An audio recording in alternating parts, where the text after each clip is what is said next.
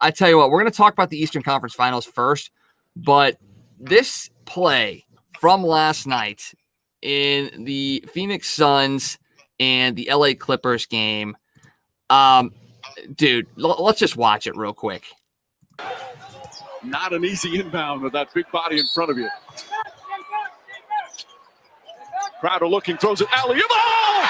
He puts it down! He puts it down! It's over! And they're trying to say goaltending, but that's a live basketball. He can finish it. Right, there is no goaltending on an inbound pass. Was that the basket counted? What a perfectly executed play. Ayton guides it in beautifully. Unbelievable, that play. I know that I was going to bed last night as that game was ending, and I just had to stay up and watch the highlights of that. Dude, this is what the NBA playoffs has done the last couple of years to bring fans back. Absolutely an amazing moment last night. Yeah, it really was. In a game like that, I mean, you can't draw up that play and execute it any better than they did. And that was, to be the game-winning shot, that's pretty impressive. And they've done this, the Suns have, without Chris Paul in games 1 and 2. They're up 2-0 in the series. Chris Paul is probable for game 3. And you have to look at the Clippers side of things and go, okay, what are you going to do to back this up? Well, Kawhi Leonard is very, very doubtful for game 3. And this is a team like the Brooklyn Nets, too, that was built to make it to the finals. What's going on with the Clips, man? Well, they're missing Kawhi, and it just came out just a few minutes ago that he has been ruled out. He is definitely not playing in game 3. So that's a huge thing. That's a huge loss for the Clippers. That puts so much on Paul George to be the leader and the star of that team, and that's not really what Paul George is. He's kind of the Robin to the Batman of whatever team he plays on. He's not really the guy that's going to step up and be that superstar. That's never really been his forte, to make those big shots and kind of steal the moment. So it's going to be tough. And that Suns team is just good, man. And you get Chris Paul back. Devin Booker, we talked about this the other day, maybe the next big superstar. And I told you I was picking the Suns, and I like Devin Booker, and I like them even more because I didn't realize that Devin Booker is the son of former Mizzou star point guard Melvin Booker, who scored 1,500 points in his Mizzou career and was the point guard and the leading scorer on that Mizzou team in 1993 that went undefeated in the Big 8 and made it to the Elite 8 in the tournament, and were 24-4 that year. Yeah, that's Devin is Melvin's son, so that makes me like him even more and root for the Suns that much more. Another St. Louis connection. It's almost like the Midwest has a hand in a lot of different sports. Why aren't we thought of more? Why aren't we talked about more? That's really, really odd. But that's what you get here on Toasted Tavern, the Midwest bias, because the Midwest is in everything. We make the East and West Coast bias the way that they are. So let's talk about the Eastern Conference Finals real quick, because game 1 is wrapping up, and it is coming down to the absolute wire. You've got Giannis versus Trae Young. Who wants it more is the biggest question.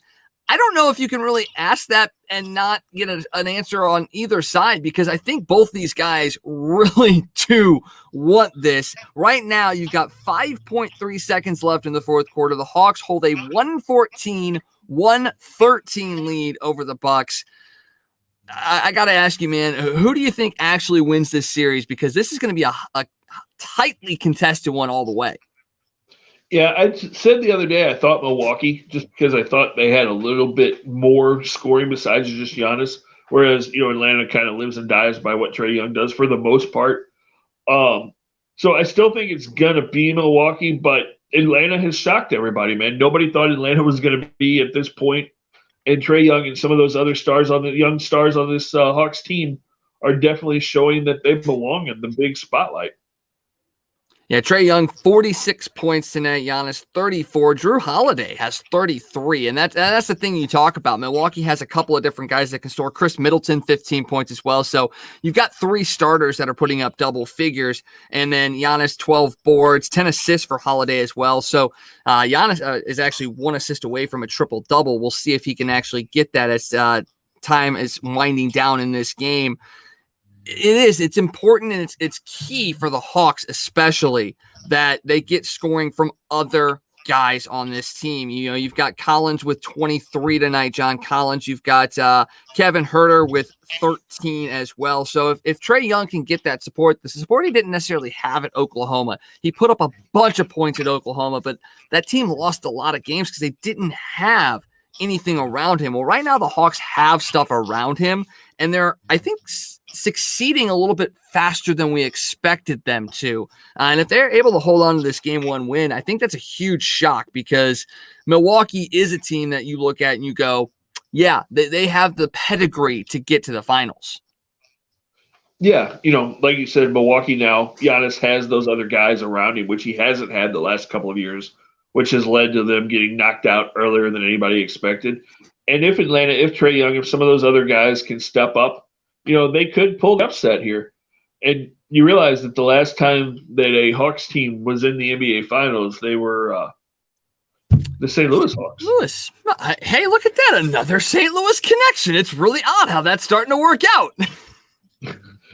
St. Louis has a lot of ties to the NBA when you look around, and, you know, so many of the young stars either are St. Louis kids, or they played at Mizzou, or they played at SLU. I mean, it's crazy how many big name young rising stars in the NBA are from the St. Louis area or have St. Louis ties. And with that being said, then obviously the NBA isn't huge on expansion. Obviously the last couple of teams were at the time Vancouver, which is now Memphis, and then you had Toronto. You don't have a whole lot of expansion. Charlotte got a team back after the move to New Orleans. Do you see St. Louis ever getting a shot at being able to host an NBA team? I hope at some point. You know, and unfortunately, like they screwed the Blues over, the Lorries really screwed St. Louis over, because that was our best shot. You know, if they would have waited and done a couple of things different, the Grizzlies would have ended up in St. Louis. That's where the NBA wanted them to be. They almost had a deal done, and then Bill Laurie got impatient and pulled out because he didn't like the way the financials were lining up and some stupid stuff that shouldn't have happened. But yeah, we should have an NBA team in St. Louis right now. But hopefully it'll happen at some point, whether it's expansion or, you know, if a team ends up relocating at some point, which, you know, a team like the Pelicans, which has moved around a lot, they're not drawing huge in New Orleans. You know, that's not really a basketball city necessarily. So maybe a team like that could end up in St. Louis, or, you know, as well as although with Trae Young there, you know, hopefully they'll start drawing better. But, you know, there's always been rumors. Atlanta's never really had great attendance for Hawks games. You know, there were rumors at different points in time that the Hawks could come back to St. Louis. So you never know. I mean, I would love to see it. That's for sure.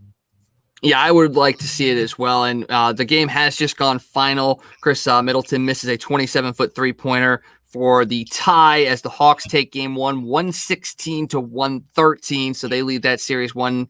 The Suns lead their series with the Clippers 2-0. For new episodes, merchandise, and behind-the-scenes content, be sure to visit ToastedSTL.com or follow us on Twitter at Toasted St. Louis. I'm the voice of the Blues, Tom Calhoun. Let's get toasted!